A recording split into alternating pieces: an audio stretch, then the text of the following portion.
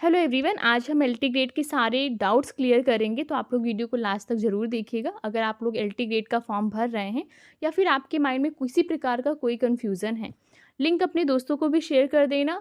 और अगर आप चैनल पर नए हैं तो सब्सक्राइब ज़रूर कर लीजिएगा।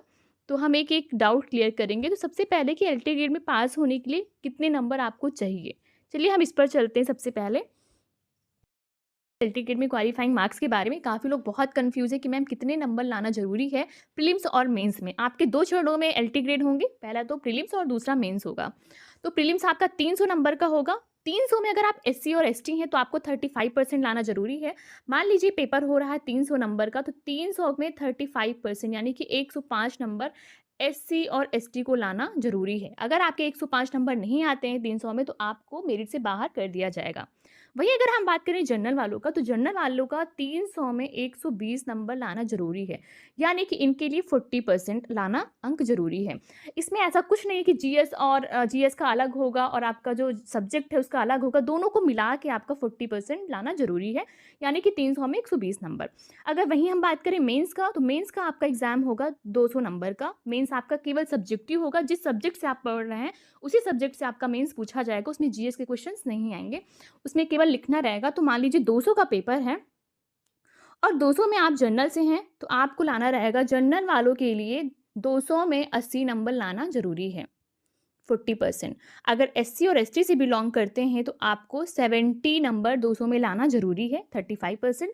तो इस प्रकार आपको दोनों जीएस प्रीलिम्स में जीएस और आपका सब्जेक्ट मिलाकर जो है क्वालिफाइंग होगा 35% एससी एसटी का और जनरल का 40%।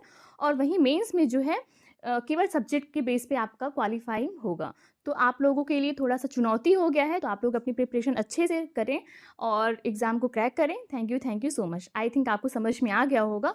आप लोग चैनल को सब्सक्राइब ज़रूर कर दीजिए, क्योंकि बहुत कम लोग हैं जो चैनल को सब्सक्राइब करते हैं, और लाइक भी कर दीजिएगा अगर आपको वीडियो अच्छी लगे। Thank you so much.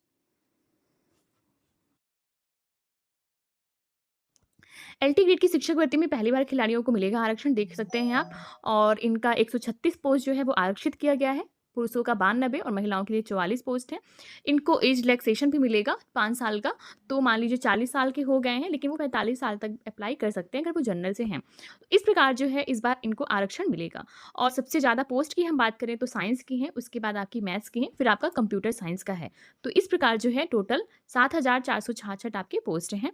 और मैंने पूरा आपको बताया हुआ है प्रीलिम्स और मेंस किस प्रकार होगा, पहली वीडियो में कितने नंबर होंगे, कितने परसेंट आपको पाना पड़ेगा। इस प्रकार अब हम दूसरे वीडियो पर चलते हैं। देखिए, कुछ लोग क्वेश्चन ये कर रहे थे कि मैम मैं मैरिड हूँ, मेरा सर्टिफिकेट कास्ट का कहाँ से बनेगा। तो आपका जो फादर का पक्ष होगा वही आपके लिए वैलिड होगा। लिखा हुआ है, महिला अभ्यर्थी के मामले में पिता पक्ष से निर्गत जाति प्रमाण पत्र ही मान्य होंगे, यानी कि आपके ससुराल पक्ष का मान्य नहीं होगा। ये बात आपको ध्यान में रखना है। और कुछ लोगों तो ये काफ़ी लोगों का क्वेश्चन ये था कि नेगेटिव मार्किंग कितने की होगी। तो आप लोग देख सकते हैं, लिखा गया है, प्रारंभिक परीक्षा के वस्तुनिष्ठ प्रकारक प्रश्न पत्रों में गलत उत्तर, जो आपका ऑब्जेक्टिव टाइप होगा प्रीलिम्स होगा, उसमें जो आपका गलत नंबर होगा उसमें 0.33 यानी कि 1/3 मार्क्स आपके काटे जाएंगे। सेकेंड है, यदि कोई उम्मीदवार एक से अधिक उत्तर देता है तो इसे गलत उत्तर माना जाएगा, यानी कि आपको एक क्वेश्चन का एक ही आंसर देना है। ये नहीं कि आप 2 गोला भर के चले आएँ, या तो ये सही होगा या तो ये सही होगा, ऐसा बिल्कुल नहीं है, ठीक है? इस चालाक लोगों ने क्वेश्चन ये किया कि मैम मुझे क्या 2 आरक्षण मिल सकता है? तो आप लोग देखिए, लिखा हुआ एक से अधिक आरक्षित श्रेणी आयु सीमा में छूट का दावा करने वाले अभ्यर्थी को केवल एक ही छूट प्रदान किया जाएगा, जो अधिक लाभकारी होगी। फिर से कुछ लोगों ने क्वेश्चन ये किया है कि हमने मैम 2 साल मैथ्स पढ़ा है, 2 साल इंग्लिश पढ़ा, क्या हम अप्लाई कर सकते हैं? तो बिल्कुल आप कर सकते हो। अगर आपने कोई भी सब्जेक्ट 2 साल पढ़ा है, उसको लास्ट ईयर पढ़ा है या नहीं पढ़ा है, उससे कोई फ़र्क नहीं पड़ता है। लेकिन आपको फर्स्ट ईयर और सेकंड ईयर उस सब्जेक्ट को पढ़ा होना चाहिए। अब कुछ लोगों का अपीयरिंग वाले बीएड वाले हैं, वो भी क्वेश्चन कर रहे हैं। तो अपीयरिंग जो बीएड हैं, वो नहीं अप्लाई कर सकते हैं। आपका बीएड कंप्लीट होना चाहिए, तभी आप इसमें अप्लाई कर सकते हैं एलटी ग्रेड के लिए। क्या इग्नू वाले अप्लाई कर सकते हैं या राशि टंडन वाले अप्लाई कर सकते हैं, अगर उन्होंने वहाँ से बीएड कर रखा है?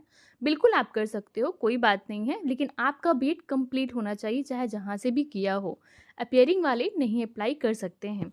तो आज का डाउट सारे मैंने ले लिए हैं, यहीं तक थे सारे डाउट। अब आप लोग कमेंट करिएगा, किसी को कोई और डाउट होगा। अपने दोस्तों को लिंक ज़रूर से ज़रूर शेयर कीजिए, जिससे वो भी क्लास में ज्वाइन कर सकें। और आप लोग कि कोई भी डाउट है तो आप लोग कमेंट में लिख सकते हैं।